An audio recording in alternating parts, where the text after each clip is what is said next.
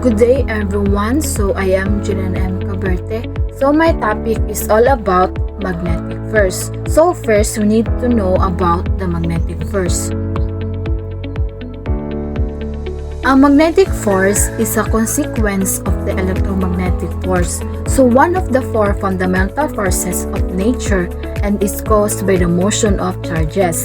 So two objects containing charge with the same direction of motion have a magnetic attraction force between them. So example of magnetic force is a compass, a motor, the magnets that hold stuff on the refrigerator, the train tracks, and the new roller coaster. So all moving charges give rise to a magnetic field, and the charges that move through its regions experience a force. And the next is the hand rules we learn clearly show how magnetic field and speed of charge greatly affect the magnetic force. So experimentally, the magnitude of the deflecting force is directly proportional to the charge, its speed, and magnetic field. If so, then in equation form is force equals Q or VB. So in that case, so the formula that we use is the force equals Q VB. So for B that is perpendicular to B. This leads now to the expression for magnetic field. B equals force over the QV, and a new unit or NIC or meter per second. This is also Tesla or what we call is T.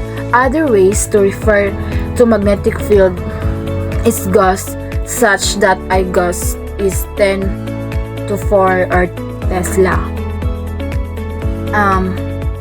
If the direction of the charged particle speed is not perpendicular to the magnetic field, the expression to be used is the formula is the force equals QB sin. So the magnetic force is always perpendicular to the plane of V and B. From the given equation, we see that magnetic force is at maximum when the angle is 90 degrees. If V and B are 180 degrees to each other, then the magnetic force is zero. As mentioned before, this forces changes the direction of motion but not the speed of the charge. And because the magnetic force is perpendicular to the motion, so no work is done. Since the magnetic force does no work in the charge, then it cannot increase its kinetic and energy and consequently cannot change its speed.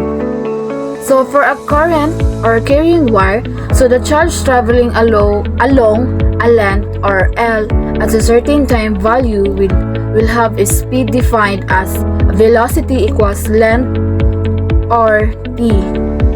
So the formula is force equals QB, QVB or sin, or QL or the length, and the B or equals T sin. So but since Q or T is a current I, then F or force equals I length B sin. So again, if the current is perpendicular to the direction of the magnetic field, then the magnetic force is at maximum. If not, the force will be less because of the factor C. So I have here sample problem 1. So a positive charge of 0.300 C moves horizontally due plus x at speed 2.50 times the 10 meter per second. So it entered a magnetic field direction of negative y with a magnitude of 0.400 d. What is the force or a magnitude in direction of the charge? So the given R is the Q equals 0.200 C and the V is 2.50 times 10 squared or meter per second plus the positive x. So the B equals 0.400 T or the sign is the negative y. So the solution R is the force equals QV and B. So the following are the given numbers are equals 0.300 C times the 2.50 times 10 meter per second plus the sign is plus x. So the answer is the force equals 30.0 N or negative Z. So the next example is, or the sample number 2 is, a straight horizontal wire is 1.50 meter long and flowing through it because, or it is 5.00. A current along the positive x, so the wire moves through a field of magnetic of 0.200 t direction in the positive z direction. So what is the magnitude and direction of force on the wire?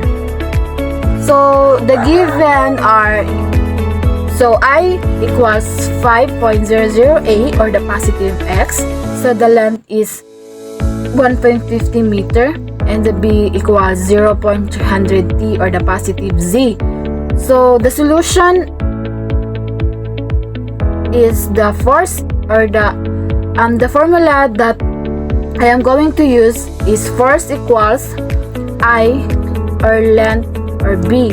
So the given number are, so the given numbers are 5.00a times 1.50 meter times 0.200 t. So we need to multiply both, so the both given numbers, so the 5.00 times 1.50 meter times 0.200 t.